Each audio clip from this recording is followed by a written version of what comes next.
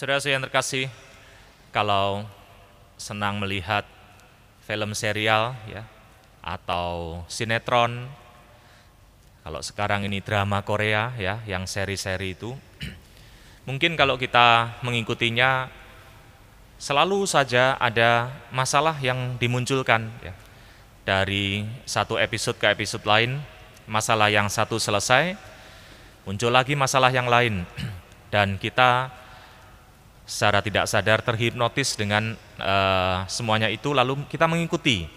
Bahkan juga kita kadang-kadang gregeten ya, ikut ambil emosi dalam cerita itu. Bukankah sebenarnya kalau kita pikirkan, sebenarnya itu adalah gambaran dari hidup manusia yang juga masalahnya satu masalah selesai, datang lagi masalah lain, selesai, datang lagi, terus menerus ya. Kapan kita ini akan terbebas dari persoalan atau masalah? Saudara yang terkasih, kalau kita lihat mungkin kehidupan kita, ya, tidak semuanya kita menjalani hidup ini dengan baik-baik saja, artinya tanpa persoalan hidup. Maunya kita semua itu adalah menjalani hidup ini baik-baik saja, damai, bahagia, ya, tanpa persoalan. Tetapi entah mengapa tiba-tiba selalu saja ada ya. Sudah hidup baik-baik, lalu mulai muncul masalah dalam keluarga, ya, konflik, atau ada yang sakit, ya, atau juga ada masalah dengan anak-anak di sekolah dan sebagainya. Saudara yang terkasih, rasanya juga melelahkan kalau hidup terus-menerus ya, masalah datang silih berganti. Saudara yang terkasih, namun kita tidak bisa mengelak dari masalah-masalah yang kita hadapi. Mungkin kita hanya bisa meyakinkan diri dan menguatkan diri bahwa selama hidup di dunia ini kita memang mencoba menghindari masalah, tetapi kenyataannya persoalan selalu mendatangi kita. Tadi dalam bacaan Injil, para murid, ketika murid yang diajak Yesus juga merasakan bahagianya ketika berada di atas gunung dan menyaksikan Yesus yang berubah rupa di depan mata mereka. Sampai-sampai Petrus ingin mendirikan kemah di atas gunung. Alangkah baiknya kalau kita berada di sini, sudah menetap di atas gunung saja, bahagia, damai, ya. Karena mereka menyaksikan kemuliaan Yesus. Dan buat apa sih turun lagi ya kalau sudah mengalami kedamaian di atas gunung ya.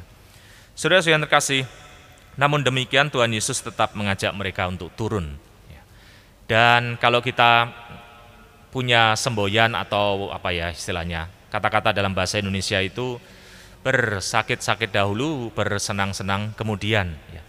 Atau no pain no gain ya, atau hal-hal semacam itu, di mana kita untuk mencapai kemuliaan, kebangkitan, maka tidak ada kebangkitan atau kemuliaan tanpa salib. Demikian juga kita sebagai orang beriman, hari ini diajar oleh Yesus bahwa mencapai kemuliaan atau kebangkitan itu melalui salib. Bukan kita mencari-cari penderitaan, tidak. Tetapi bila penderitaan atau persoalan datang, maka kita diajak oleh Yesus untuk melihat, untuk menghadapi persoalan itu. Tidak lari dari persoalan, atau bahkan karena persoalan itu lalu kita meninggalkan Allah atau tidak setia dengan iman kita. Tidak sanggup untuk menjalani atau menerima salib. Tuhan Yesus mengajak kita bahwa semuanya itu akan berlalu. Pada akhirnya orang-orang yang mau menghadapi persoalan dan penderitaan, maka dia akan setia kepada imannya dan tetap mengikuti dan beriman kepada Allah, maka dia akan mengalami kemuliaan seperti yang disaksikan oleh para murid. Para rasul, mereka telah membuktikan ketangguhan iman mereka. Ketika setelah Yesus naik ke surga, mereka mewartakan kemana-mana dan bukan tanpa masalah para rasul mewartakan itu. Bahkan beberapa di antara mereka juga mengalami kematian. Ya. Saudara-saudara yang terkasih, maka kita pun juga diajar sebagai orang beriman untuk menjadi orang-orang yang tangguh, orang-orang yang tidak gampang untuk melarikan diri dari persoalan hidup. Kita tahu bahwa hidup ini selalu kita bisa ada resiko mengalami persoalan dan masalah. Tetapi sebagai orang beriman kita tidak lari, tetapi menghadapi, menjalani. Maka kita perlu untuk menyadari bahwa kalau saya menjalani semua itu dan tetap setia dengan iman saya, kemuliaan itulah yang akan dialami oleh setiap orang. Berbeda ketika kita menghadapi persoalan, lalu karena persoalan itu kita meninggalkan iman kita. Buat apa sih setia kepada Tuhan? Toh saya juga menderita. Atau buat apa sih saya setia seperti ini? Ada orang yang tidak setia dengan imannya pun juga bahagia kok.